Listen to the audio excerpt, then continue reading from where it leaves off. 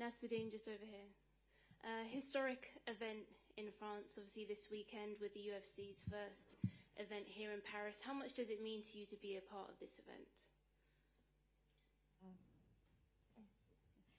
C'est le premier événement en France, c'est très très historique. Et comment est-ce que vous vous sentez de faire partie de tout ça, de ce grand moment? Comme je dis, c'est incroyable. Il y a 2 ans de ça, je ne peux même pas imaginer que l'UFC allait arriver en France et que j'allais combattre surtout dans cette carte-là. Et aujourd'hui, on n'est plus qu'à 2 jours. Et waouh, j'ai juste hâte d'y être. C'est historique, comme vous venez de le dire. I can't wait. It's going to be spectacular. You know, some years ago, I couldn't even imagine I would be here. And now that we're 2 days away from the fight, it's going to be amazing. And what has been the reception from the fans?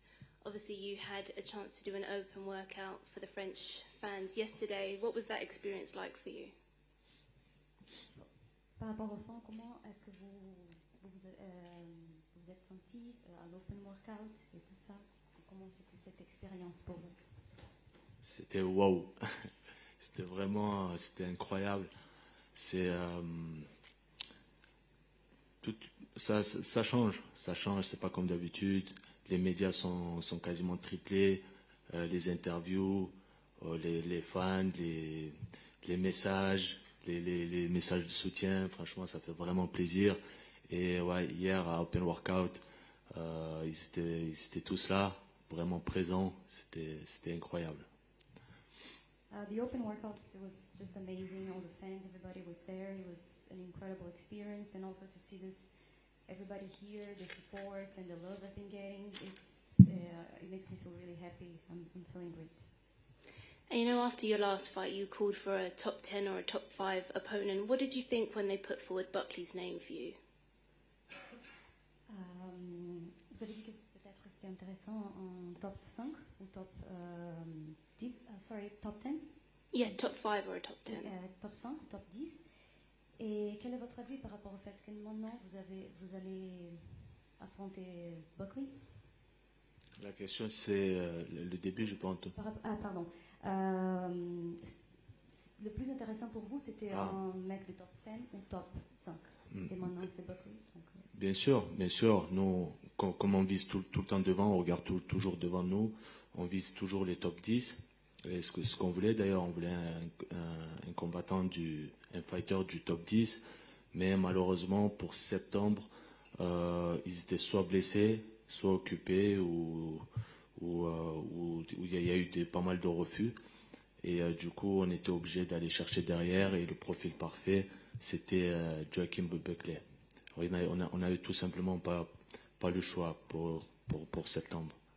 Il fallait que je combatte.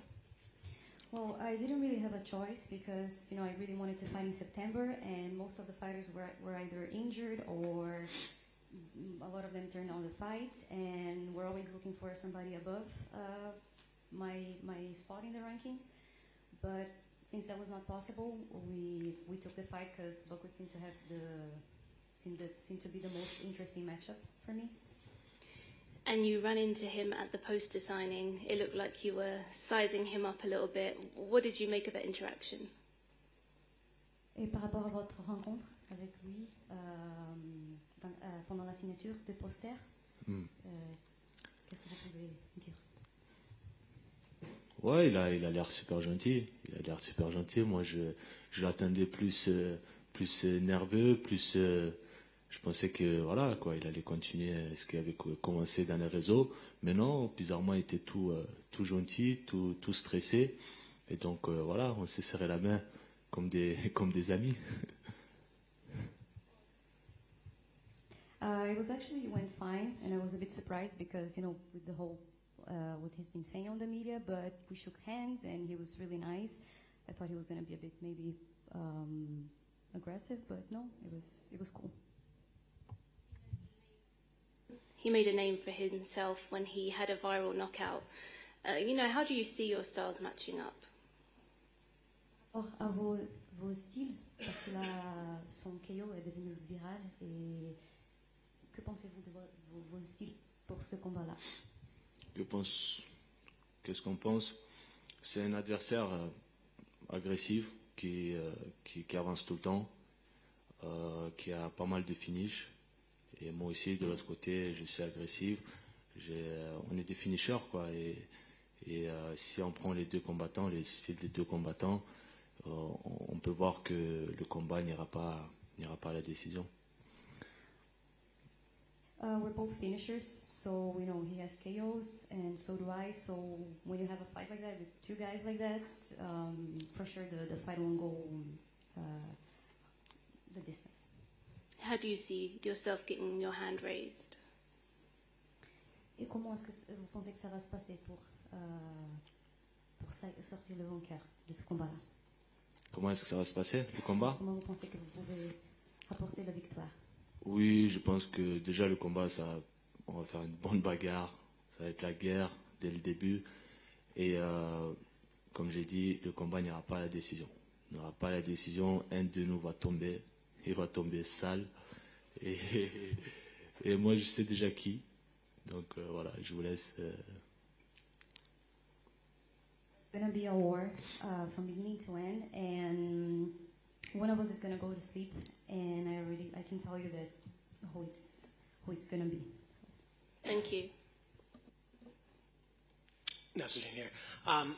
There's been a bit of talk among fans about this fight being on the prelims and not on the main card. I'm just wondering if the placement matters to you at all. Par rapport à l'emplacement de ce combat, ce serait plutôt la carte préliminaire. Et les fans étaient peut-être un peu déçus au fait que ce ne serait pas la carte principale. Quel est votre avis? Bien sûr, la déception était là. Je ne vais pas mentir au début, mais après voilà, c'est comme ça. Rien change. On va donner du show dans les prélims. C'est pas grave. Yes, I was a bit disappointed, but it doesn't matter. I'm gonna put on a show no matter what, prelims or not. So that's it. And I believe you fought in France earlier in your career. I'm not even sure if the sport was technically legal then, but I'm just curious as to whether you see it as an advantage to fight at home, or are there distractions that you've had to deal with? Peut-être que vous avez eu des combats en France, et peut-être, c'est pas sûr si c'était légal ou pas. Et vous pensez que c'est un avantage de combattre ici en France ou pas? Honnêtement, j'ai jamais encore combattu en France. J'ai combattu qu'à l'étranger.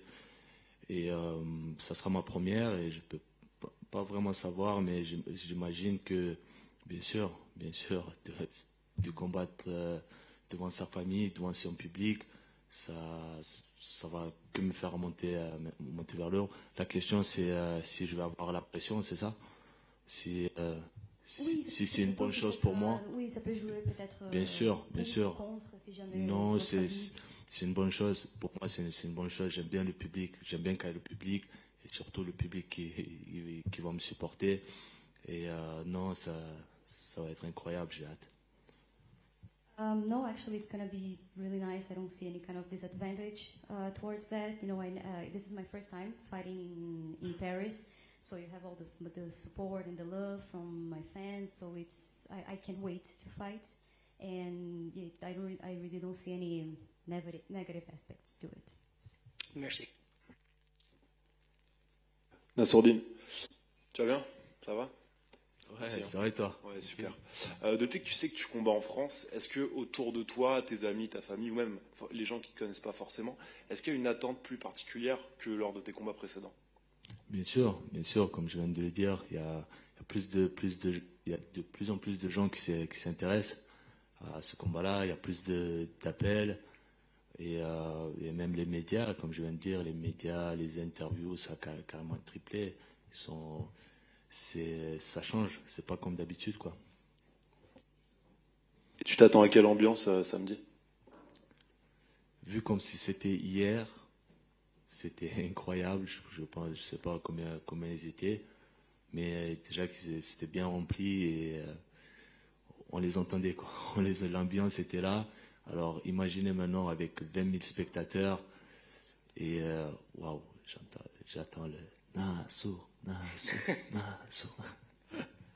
Super, merci. Merci. Hello, Nasruddin. I would like to hear your thoughts on the co-main event, considering that you called out Marvin Vettori in the past. T'as pensé sur le co-main event? Qu'est-ce que tu penses? Ah, pour le common event? Pour le combat? Comment ça va se passer? Ouais, je pense que ça va être un gros combat.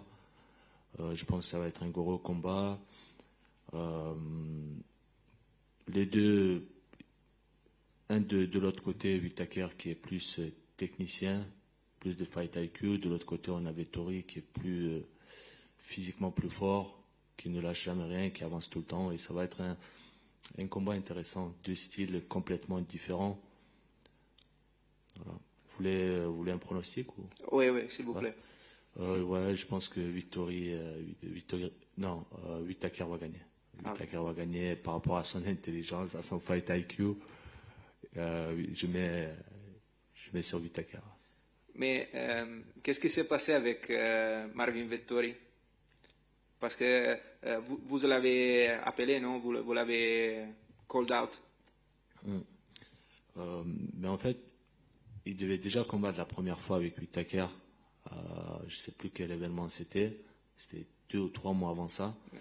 Et le combat avait sauté parce que Whittaker, je sais plus ce qu'il a eu. Et du coup, voilà, on m'avait contacté pour remplacer Whittaker.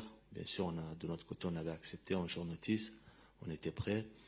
Et de l'autre côté, Vettori a pris du temps pour réfléchir. Et ça nous a donné de l'espoir. Et en fin de compte, il a préféré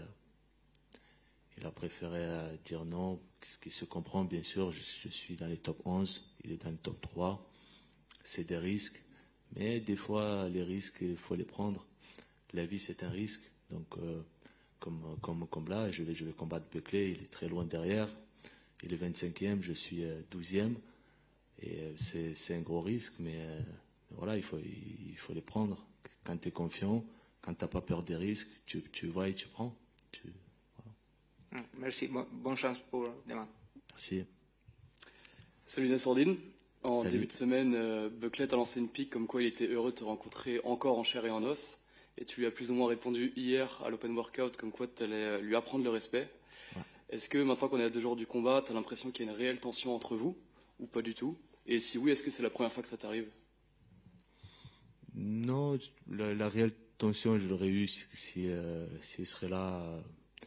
Non, je sens aucune tension en vrai. Dans les réseaux sociaux, tu sais, il a dit ça. Pour le moment, il a rien dit en face. Il m'a rien dit en face. Il est tout gentil, il est tout. Après, une fois que je suis pas là, ça parle de KO. Je vais le mettre KO. Je vais faire ça, je vais faire ci. Non, je suis en face de toi. On est dans le même hôtel. Tu vois. Donc voilà, on va voir comment ça va se passer à la pesée. Mais voilà. Et est-ce que tu as déjà choisi ton son d'entrée, ta musique d'entrée? Oui, c'est une musique du film de Mohamed Ali. Je sais pas si tu as entendu. Musique bien calme. Ça me représente un peu, tu vois. Ok, Voilà. merci. Voilà. Salut Nassourdine, Yohan Lecause pour Eurosport. Ici. Ouais, Tu vas bien? ça va et toi? Ça va, Tranquille. merci. Ces dernières années, on t'a vu vraiment évoluer physiquement. Là, tu as un physique qui est plus musculeux, tu es plus sec aussi.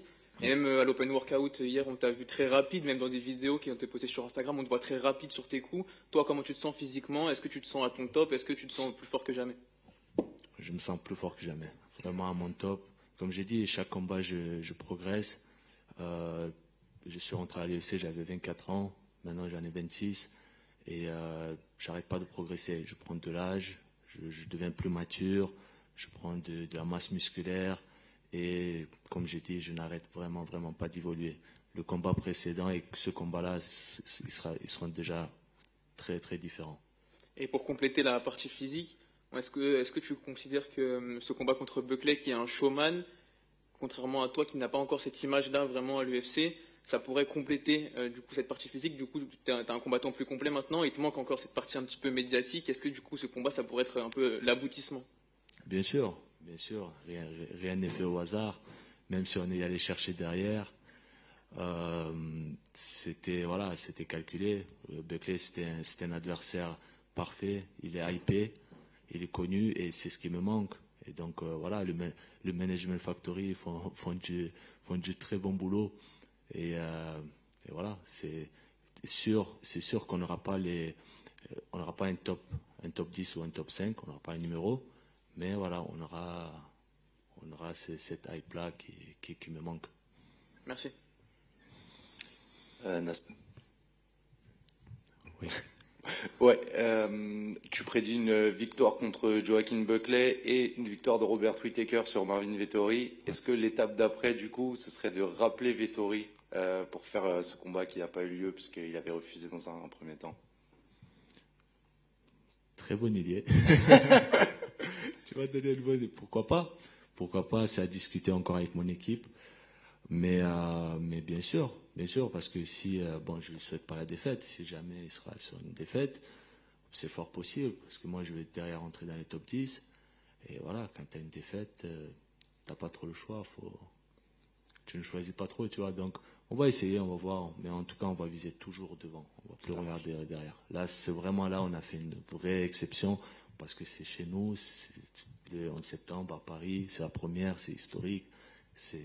Voilà, il fallait absolument que je sois sur la carte. Du coup, mais après ce combat-là, on va regarder toujours devant nous. Ça marche. Marvin Vettori dit qu'il te reste encore un peu de chemin à faire avant de faire partie de ce club, du top 5, du top 3. Toi, tu considères que tu es déjà en forme suffisamment et que tu as le niveau pour aller intégrer ça? Je pense qu'il a dit que. Il a parlé de moi? Non, il n'a pas parlé de toi. Je lui ai posé la question justement ce qu'il pensait de toi. Ouais. Est-ce que justement ça pourrait être un combat intéressant? Il disait qu'il y avait encore un peu de route à faire. Ah, il a dit qu'il y a du chemin à faire, bien mais sûr. il n'y avait pas de. Ouais. Non, il n'y a pas de souci, j'avais dit. Je préfère le dire qu'on ne dise pas que. Où est-ce qu'il est? Non, il est. Peut-être. Franchement, pour moi, ça reste des numéros, c'est le top 10, le top 5. Ça ne veut rien dire. Bien sûr, il y a un peu plus d'expérience, etc. Mais une fois que tu es dans les top 10, et dans les top 10, on est tous forts. Et à ce moment-là, non, je pense que je mérite, je pense que je peux combattre. Après, ça tout dépend du combat, ce qui va se passer samedi. Mais voilà, on va voir. Tout à l'heure, tu parlais des personnes qui criaient ton nom hier lors de l'open workout. C'était une première pour toi? C'était quelque chose auquel tu t'attendais ou pas du tout? Parce que ça a vraiment été quelque chose de fort. Tu as vraiment été, je pense, la deuxième grosse star après Cyril par rapport au soutien des fans. Tu t'attendais à ça ou pas? J'espérais ça. J'espérais vraiment ça et c'était au rendez-vous. Franchement, j'ai vraiment apprécié. C'était waouh quoi. Comme j'ai dit, j'aime ça et j'ai hâte d'être samedi. Qu'est-ce que ça va donner samedi quoi? Ça marche. Merci. C'est à toi. Nassourdine, sur votre droite au fond, David Kalfa de RFI, vous l'avez dit, c'est un événement historique à bien des égards pour le MMA français, notamment pour les combattants. Je pense qu'il n'y en a jamais eu autant à l'UFC. Qu'est-ce que ça vous inspire? Et qu'est-ce que ça vous fait d'être un des fers de lance de cette vague de combattants français à l'UFC? Merci. C'est une fierté, c'est un honneur. C'est waouh quoi, comme j'ai dit, c'est quelque chose d'incroyable. Les rêves deviennent réalité. Et voilà, c'est quelque chose d'incroyable. Je pense qu'après cet événement-là, le MMA va vraiment exploser en France. Je pense que tout le monde va entendre parler, ça va toucher à peu près tout le monde. Et je pense que les parents vont inscrire leurs gamins, leurs fils de plus en plus dans les salles de MMA. Ça va beaucoup changer avec l'arrivée de l'UFC en France.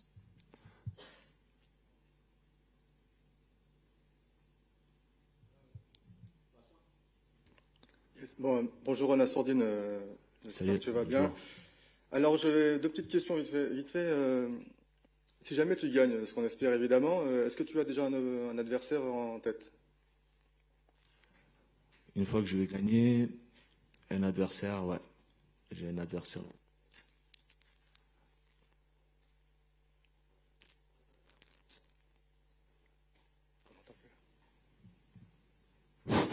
Ah, c'est bon?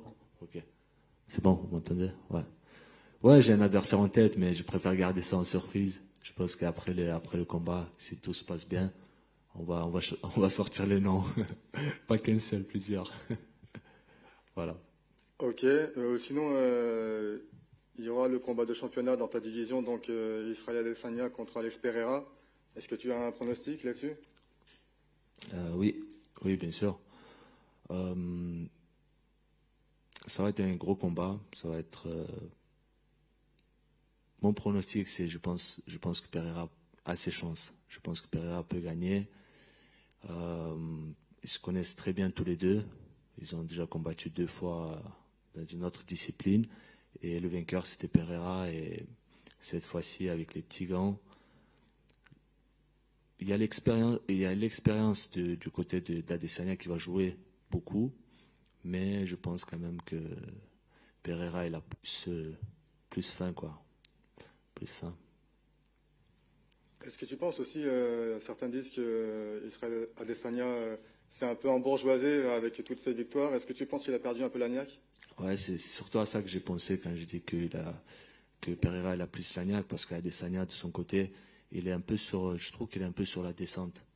Il fait toujours il gagne toujours, hein, et c'est toujours très fort techniquement, mais tu vois que c'est pas comme avant. Il a plus cette rage-là d'aller chercher la victoire, et tout simplement ces combats ils deviennent de plus en plus ennuyants, et de l'autre côté, et ça c'est dangereux parce que derrière il y a des loups, quoi.